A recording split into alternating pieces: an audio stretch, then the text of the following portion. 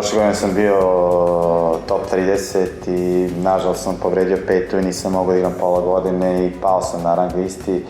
Tako da sam na početku ove godine branio puno poene i pao sam ispod 100. mesta, ali skupio sam snage i igrao sam stvarno jako dobro na velikim turnirima. Treće kolo Majamija, četvrto kolo India Wellsa, tako da su to veliki rezultati. Treće kolo Roland Garrosa i to mi daje mnogo samopouzdanja i vidim da sam na dobrom putu.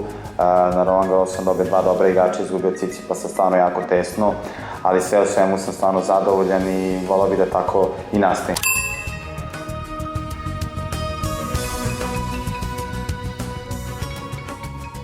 Stvarno nas ima puno i to je jako dobro, nova imena i drago mi je da smo svi u vrhu i da vučemo jedan drugi.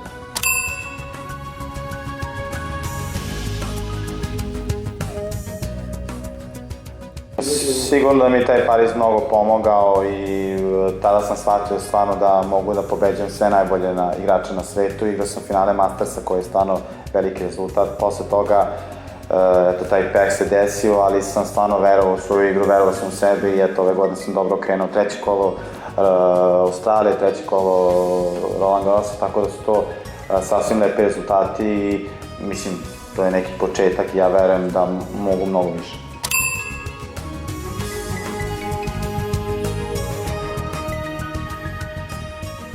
To je bilo neverovatno, meni kad su rekli da ću trenirati sa Federerom, stvarno bilo neverovatno zato što u tom momentu dečko iz Sombora koji ima 14 godina, 15, treba da stane na teren sa Federerom, koga sam gledao samo na TV-u, stvarno je bilo neverovatno i on je ispao velika faca u tom trenutku i odigrali smo, čak mislim i set, bio je egal, tako da za mene su to velike stvari i posle toga sam stvarno imao čast i privilegiju da igram protiv njega nekoliko puta i on se setio toga da smo mi trenirali kad sam imao 14 godina.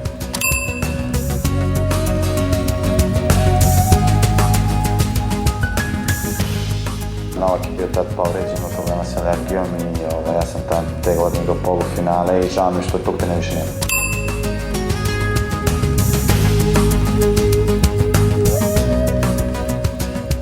Imao sam s njim pripreme i to je sve funkcionisalo jako dobro, otišao sam na 2 turnira i to se sve završilo, ali nema tu puno šta da se menja u mojoj karijeri, u mom tenisu i mojoj tehnici, tako da sam se odmah prilagodio na nove uslove i nisam nikad toga.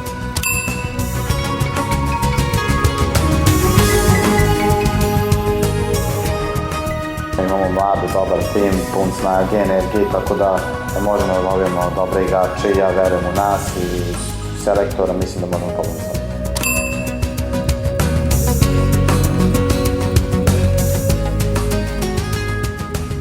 Nemam neku posebnu, uvek isto sve, imam svoj neki ritual koji, ja volim da slušam muziku pre meča, da namještam rekete i to su neke stvari koje radim ceo život.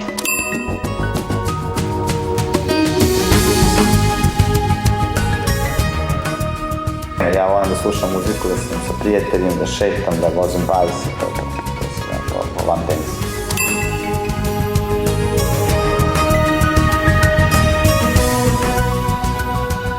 Da, svima da moraju biti strpljivi, da rade na sebi, to je ključ svega i da se ne zaleđu previše jer čeka ih duga karijera i taj juniorski tenis u suštini nije toliko ni bitan, to je samo jedan proces i